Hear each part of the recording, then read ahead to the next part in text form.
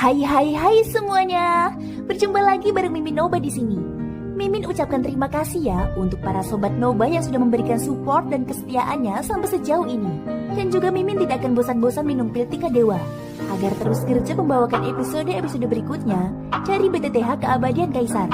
Pokoknya jangan bosan-bosan untuk terus mengikuti kelanjutannya. Kalau tidak, Mimin akan membuat kalian tidak bisa tertawa atau menangis. Let's go, mari kita masuk ke dalam ilusi seni radionya.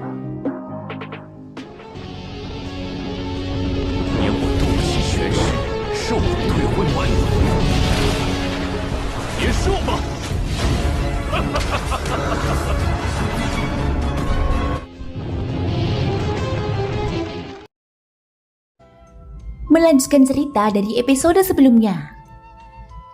Melihat pohon buah konsolidasi jiwa di pulau di tengah danau, bahkan dengan temperamen Xiaoyan, dia tidak dapat menahan perasaan bergejolaknya emosi yang membara di dalam hatinya.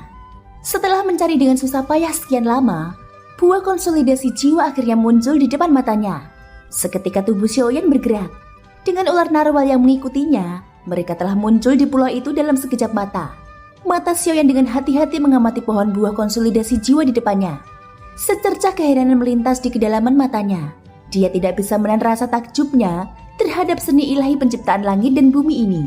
Batang pohon buah itu hanya setebal lengan orang dewasa. Saat cabang-cabangnya saling terkait, mereka menjulur keluar seperti tanaman merambat, membentuk siluet yang aneh. Jika seseorang melihatnya dari jauh, orang akan menyadari bahwa postur seluruh pohon itu seperti anak kecil yang tertawa bodoh. Jadi inilah pohon buah konsolidasi jiwa. Mata Xiaoyan yang masih bersinar perlahan-lahan turun ke bawah. Ia melihat buah seputih salju yang sehalus giok dan memancarkan cahaya putih susu yang terang. Buah itu berbentuk bulat seperti mutiara yang berharga. Tidak ada setitik debu pun di atasnya dan memancarkan aroma eksotis samar yang membuat seseorang merasa rileks. Hehehe, aku tidak menyentuh benda ini. Aku menyimpannya untukmu. Ular narwal berkata dari belakang Xiaoyan. Setelah mendengar kata-kata itu, Xiaoyan tidak bisa menahan diri untuk tidak sedikit tercengang. Segera setelah itu dia juga memikirkan hal ini. Memang jika ular narwal bersedia, dia bisa saja menelan buah konsolidasi jiwa itu sebelum reruntuhan gunung terbuka. Namun dia tidak menyangka bahwa ular narwal benar-benar akan menyimpannya sampai sekarang dan bahkan mengucapkan kata-kata seperti itu. Kau sengaja meninggalkan ini untukku? Xiaoyan menarik kembali pandangannya dan berbalik menatap ular narwal di belakangnya. Hehehe, benda ini tidak berguna bagiku. Meskipun aku menelannya, apa gunanya bagiku? Namun aku tahu bahwa kamu adalah seorang alkemis dan seharusnya bisa menggunakannya. Aku menitipkan benda ini untukmu. Kamu bisa membantuku memurnikan pil. Hehehe, ucap ular narwal. Xiaoyan tiba-tiba mengerti saat mendengar ini. Dari kelihatannya, binatang besar di depannya ini bukanlah orang bodoh. Karena ia mampu memikirkan Xiaoyan. Ia tentu saja memiliki pikirannya sendiri. Hehehe, aku tidak tahu apakah ada salahnya memetik buah ini secara langsung. Jadi aku tidak berani memetiknya. Aku tidak menyangka kamu akan datang ke sini.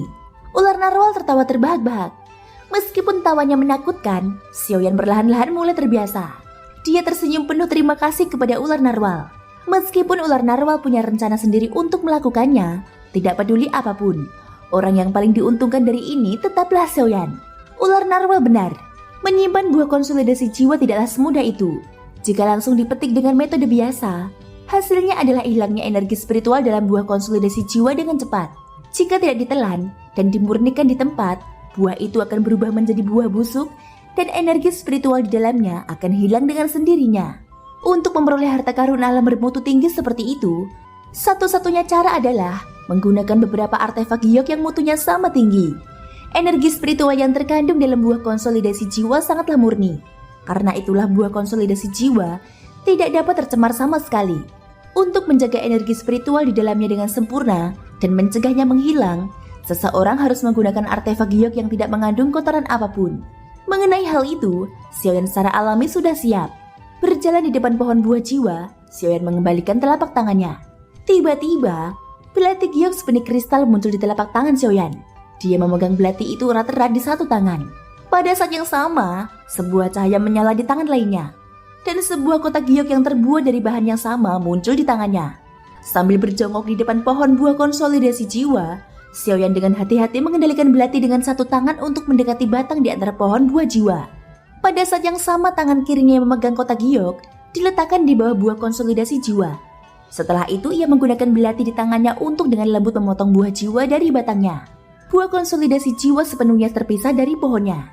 Segera setelah itu ia jatuh ke dalam kotak giok di bawah. Seketika, pikiran Xiaoyan bergerak. Kotak giok yang telah disiapkan sebelumnya dengan cepat terangkat ke udara dan menyegel kotak giok itu dengan sempurna. Setelah memastikan bahwa buah jiwa di dalamnya tidak rusak sama sekali, Xiaoyan akhirnya menghembuskan nafas pelan. Ia memeluk kotak giok itu dengan kedua tangannya. Kegembiraan liar di hatinya sepenuhnya terpancar di wajahnya. Xiaoyan dengan hati-hati menyimpan kotak giok itu ke dalam cincin penyimpanannya. Baru setelah semuanya diselesaikan, dia perlahan berdiri. Seketika Xiaoyan merasa bahwa batu besar di hatinya akhirnya telah disingkirkan sepenuhnya. Hahaha, akhirnya, ayo pergi. Karena kita sudah di sini, mari kita lihat kedalaman reruntuhan kuno ini. Dengan tawa lembut, wajah Xiaoyan dipenuhi dengan kegembiraan.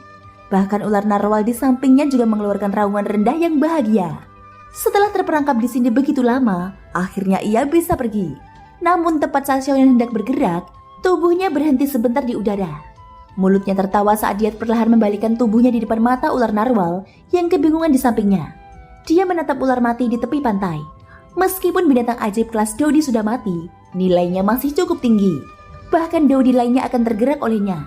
Di hadapan Xiaoyan, bagaimana mungkin dia bisa dengan mudah melepaskan tambang emas sebesar itu?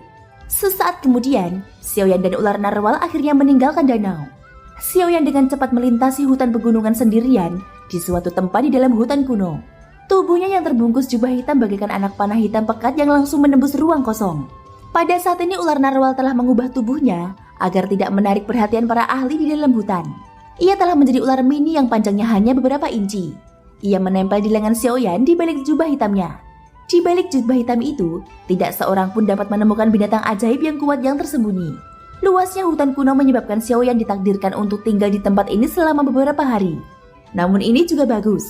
Dengan cara ini, Xiaoyan akan dapat memulihkan kekuatannya sebanyak mungkin sebelum ia mencapai wilayah yang lebih dalam dari reruntuhan kuno. Ini juga akan memungkinkan Xiaoyan untuk memiliki lebih banyak kepercayaan diri dalam bersaing dengan orang-orang dari 4 klan besar di reruntuhan kuno.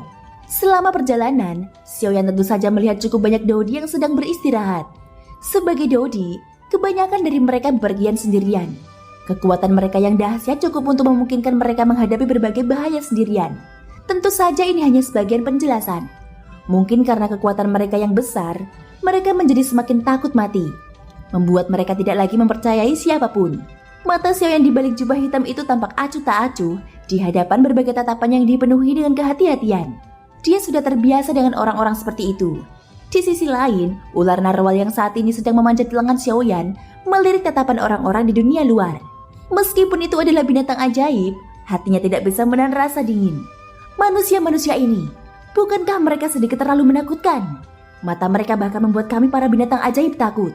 Kalian manusia mengatakan bahwa binatang ajaib itu menakutkan. Tetapi menurutku, kalian manusia adalah yang paling menakutkan. Suara lembut terdengar di telinga Xiaoyan. Dari kata-kata ini, Xiaoyan tidak mendengar apa maksud bercanda. Ini benar-benar ejekan dingin. Tubuh Xiaoyan yang terbang tiba-tiba menjadi lamban saat mendengar ini. Perubahan kecil ini langsung menarik perhatian orang-orang kuat itu. Orang berjubah hitam misterius yang kekuatannya tidak dapat mereka lihat, tidak membiarkan mereka ceroboh. Tentu saja sementara orang-orang ini waspada terhadap Xiaoyan, semua orang secara alami waspada terhadap satu sama lain. Saat ini mereka semua adalah pesaing dalam reruntuhan kuno. Seperti kata pepatah, ada terlalu banyak biksu dan terlalu sedikit bubur. Hanya ada beberapa harta yang bisa menarik perhatian seorang Dodi. Jumlah keuntungan yang bisa didapat Dodi saat ini bahkan lebih menyedihkan. Oleh karena itu orang-orang ini sering memperlakukan orang lain sebagai mangsa. Karena itu pula hampir setiap orang memiliki pikiran seperti itu di dalam hati mereka. Tentu saja mereka akan lebih berhati-hati dan waspada satu sama lain. Sebab begitu ada kesempatan, jika harta karun yang dapat menggerakkan hati semua Dodi muncul di hadapan salah satu orang ini, kelompok orang ini akan langsung berubah menjadi sekawanan serigala lapar. Mereka akan menggigit dan menyambar satu sama lain. Xiaoyan tanpa sadar mengeluarkan tawa dingin saat dia melirik banyak elit Dodi yang hadir. Itu benar, persis seperti yang dikatakan ular narwal. Terkadang, manusia menjadi begitu menakutkan. Bahkan ras binatang ajaib yang identik dengan keganasan harus bersembunyi untuk sementara waktu. Setidaknya, dari apa yang terlihat saat ini, ular narwal yang berada di lengan Xiaoyan masih layak dipercayai. Tidak seperti sekelompok orang di depannya ini. Begitu dia memperlihatkan luka kepada mereka, dia tidak hanya tidak akan menerima perawatan yang seharusnya diterima manusia, tetapi dia malah akan menyebabkan mereka memperlihatkan deretan gigi yang haus darah. Tatapan Xiaoyan dengan acuh tak acuh menyapu banyak Elidodi yang saat ini duduk bersila di hutan. Seketika tubuhnya bergerak dan terbang menuju wilayah dalam hutan pegunungan. Ketika sosok Xiaoyan benar-benar menghilang dari pandangan mereka, para Elidodi yang duduk bersila di hutan menarik kembali sepasang mata waspada mereka. Seketika mereka menyapu orang-orang lain di sekitar mereka. Ekspresi waspada di mata mereka tidak berkurang tetapi malah meningkat. Sesaat kemudian, Xiaoyan mengangkat kepalanya dan melihat langit yang berangsur-angsur menjadi gelap di hutan pegunungan. Tidak heran para Elidodi itu berkumpul di satu tempat. Hutan kuno di malam hari kemungkinan merupakan waktu yang paling berbahaya. Dengan pikiran ini, Xiaoyan menarik nafas dalam-dalam. Pandangannya menyapu hutan pegunungan secara acak. Setelah beberapa nafas, pandangan di balik jubah hitam itu terkunci pada sebuah lubang pohon terpencil. Sudut mulutnya melengkung membentuk senyuman. Seketika tubuhnya bergerak. Pada saat berikutnya, sosok Xiaoyan sudah muncul di depan lubang pohon itu. Sebagian besar pohon kuno di hutan kuno memiliki penampang yang panjangnya beberapa kaki. Pada saat ini pohon kuno di depan Xiaoyan bahkan lebih besar. Oleh karena itu berdiri di depan lubang pohon ini, Xiaoyan tampak berdiri di depan sebuah villa alami. Hanya dengan melihatnya dari luar, ukuran lubang pohon ini cukup untuk menampung lebih dari 100 orang berdiri bersamaan. Hahaha, aku tidak menyangka kalau aku benar-benar akan menemukan tempat alami seperti ini di hutan pegunungan yang lebat. Xiaoyan tersenyum. Tanpa berpikir panjang, dia melangkah maju dan hendak melangkah ke dalam lubang pohon ini. Namun pada saat ini, di depan Xiaoyan, pohon besar yang dapat menopang langit ini benar-benar mulai bergerak. Dalam sekejap pohon kuno itu tampak hidup kembali. Banyaknya tanaman merambat di tanah segera berdiri seperti banyaknya ular besar. Doki hijau langsung menyembur keluar dari tanaman merambat itu, berubah menjadi banyak anak panah hijau yang melesat dengan dahsyat ke arah Xiaoyan. Perubahan mendadak yang tak terduga ini membuat wajah Xiaoyan di balik jubah hitamnya berubah drastis. Dia tidak menyangka bahwa pohon kuno yang menjulang tinggi di depannya ini, yang tampaknya sudah cukup tua, sebenarnya masih hidup. Namun menghadapi banyaknya anak panah yang ditembakkan dari belakang, Xiaoyan tidak dapat bereaksi tepat waktu. Bahkan jika dia berbalik, dia tidak akan dapat menghindari terkena anak panah di titik vital. Xiaoyan mengumpat dalam hatinya. Dia hanya bisa mengalirkan doki dengan liar di dalam pusaran tubuhnya, berharap bisa menggunakan ini untuk memblokir banyak anak panah hijau giok di belakangnya. Namun pada saat ini, di balik jubah hitam Xiaoyan, ular narwal yang menempel di lengannya tiba-tiba bergerak. Dibandingkan dengan Xiaoyan, sebagai binatang ajaib, ia selalu dipenuhi rasa hormat terhadap dunia ini. Ia akan dapat bereaksi kapan saja tidak peduli seberapa tiba-tiba serangan itu. Terutama ketika itu terkait dengan kecelakaan Xiaoyan. Ular narwal tidak berani bersikap ceroboh sedikit pun. Begitu belasan anak panah ditembakkan ke arahnya, ular narwal di balik jubah hitam itu tiba-tiba memutar tubuhnya. Meskipun tubuhnya menyusut lebih dari 1000 kali, kekuatannya tidak berubah sama sekali. Sebaliknya karena tubuhnya yang menyusut, kecepatan serangannya tampak menjadi lebih cepat. Detik berikutnya, tepat saat api doki menyala di permukaan tubuh Xiaoyan, cahaya berwarna darah tiba-tiba melesat keluar dari balik lengan jubah Xiaoyan. Dalam sekejap cahaya itu menghancurkan semua anak panah yang ditembakkan ke arahnya. Setelah melakukan semua ini, tubuh ular narwal yang tampak kecil itu tiba-tiba berputar dan muncul di udara di samping Xiaoyan. Sepasang mata merah terang menatap pohon raksasa yang telah sepenuhnya hidup di depannya. Niat membunuh melonjak dari dalam matanya. Xiaoyan di sampingnya juga pulih. Tatapannya dipenuhi rasa terima kasih saat dia melihat ular kecil yang melayang di sampingnya. Jadi pohon ini hidup. Xiaoyan mengamati pohon besar yang menjulang tinggi di depannya. Ular narwal kecil di sampingnya juga menjulurkan lidah ular merahnya. Tubuhnya yang indah gemetar sedikit. Seketika, aura menakutkan meletus dari tubuhnya dan langsung turun ke area di sekitarnya. Aura dan paksaan yang kuat langsung membengkokkan tubuh pohon raksasa yang tinggi di depan mereka. Dibandingkan dengan pohon-pohon biasa di sekitar mereka, pohon di depan mereka jelas merupakan pohon hidup dengan kecerdasan spiritual. Itu juga merupakan jenis binatang ajaib. Secara alami, itu akan ditindas oleh aura ular narwal. Sialan, kau dan aku sama-sama binatang ajaib. Tapi kau malah memilih menolong manusia ini. Tiba-tiba sepasang mata hijau tua yang dipenuhi amarah terbuka di batang pohon raksasa di depan mereka. Suara geram terdengar dari apa yang disebut lubang pohon itu. Meskipun kau dan aku sama-sama binatang ajaib, apa hakmu untuk dibandingkan denganku? Dengkuran menghina keluar dari mulut ular narwal.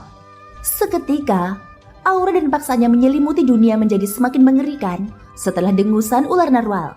Pada saat ini, daun-daun hijau zamrud di pohon raksasa mulai berguguran satu demi satu. Raungan keengganan terdengar dari lubang pohon di depan Xiaoyan. Namun di bawah aura mengerikan dan paksaan ular narwal, pohon kuno ini sekali lagi terancam oleh paksaan tersebut. Kekuatan ular narwal telah mencapai level Dodi bintang 1 tingkat lanjut setelah menelan inti monster. Di sisi lain, pohon kuno di depan mereka hanya memiliki kekuatan Dodi bintang 1 tingkat awal. Di depan ular narwal, pohon kuno ini bahkan tidak dapat melepaskan 1/10 dari kekuatan biasanya. Pohon kuno di hadapan mereka terus meronta tak berdaya, mengikuti raungan yang berulang-ulang itu. Xiaoyan melihat pohon raksasa di depannya dengan tatapan dingin. Sekumpulan api cemerlang perlahan-lahan muncul di tangannya. Ular narwal dan pohon kuno arah raksasa akhirnya menyadari bahwa Xiaoyan telah mengangkat tangan kanannya. Sekumpulan api cemerlang membumbung tinggi di atas telapak tangan Xiaoyan. Ular narwal dan pohon kuno segera menyadari bahwa suhu antara langit dan bumi langsung menjadi sangat panas. Ini adalah api surgawi. Menghadapi api surgawi, pohon kuno ini tidak dapat menahan diri untuk tidak mengeluarkan suara ketakutan. Sebagai pohon itu tidak memiliki banyak ketahanan terhadap api. Meskipun kekuatannya telah mencapai tingkat Dodi, pohon itu tidak memiliki sedikit pun kemampuan untuk membalas di bawah tekanan aura ular narwal. Begitu Xiaoyan di sampingnya ditambahkan dan api surgawi dilepaskan, selama sebagian batang pohon kuno itu dinyalakan, ia akan segera membakar seluruh pohon. Pada saat itu, bahkan jika ular narwal tidak menyerang, ia pasti akan tetap mati. Sekarang, apakah kamu masih ingin menyerangku? Tatapan mata Xiaoyan dingin. Kata-katanya tidak mengandung sedikit pun emosi. Tidak. Manusia. Tidak, Tuan. Bagaimana mungkin aku berani menyerangmu? Selama kau bisa menahannya, aku akan mendengarkanmu. Sepasang mata hijau tua dipenuhi dengan keterkejutan dan ketakutan. Pohon kuno ini tidak lagi berani melakukan perlawanan sedikit pun. Ia tidak menyangka bahwa manusia di depannya memiliki api surgawi. Mendengar kata-kata ini, ular narwal di samping Xiaoyan juga tanpa sadar membuka mulutnya dan tersenyum. Namun senyum ini tampak cukup mengerikan. Xiaoyan juga melirik dan tersenyum dengan sikap acuh tak acuh. Dia melambaikan api surgawi di tangannya dan menjentikkan jarinya. Lebih dari 10 api mendarat di tanah di sekitar pohon besar itu seperti meteor. Dalam sekejap, rumput liar di tanah hijau zamrud segera berubah menjadi abu.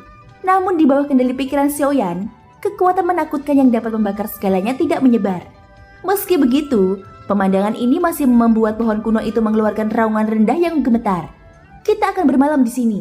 Selama waktu ini, jika ada suara yang mengganggu kita, rumput liar itu akan menjadi garda terdepanmu.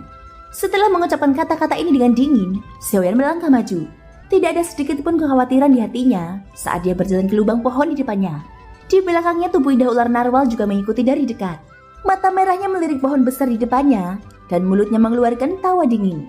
Segera setelah itu ia juga memasuki lubang pohon di depannya, meninggalkan pohon kuno yang ketakutan. Pohon kuno itu tidak hanya tidak bisa tidur di malam hari, tetapi juga harus dengan hati-hati menjaga Xiaoyan dan ular narwal yang telah memasuki lubang pohon. Ia benar-benar ingin menangis tapi tidak ada air mata. Thank you guys sudah mendengarkan ceritaku di episode kali ini sampai akhir. Ikutin terus kelanjutan episode berikutnya ya. Semoga hari kalian menyenangkan. Sampai jumpa dan bye-bye.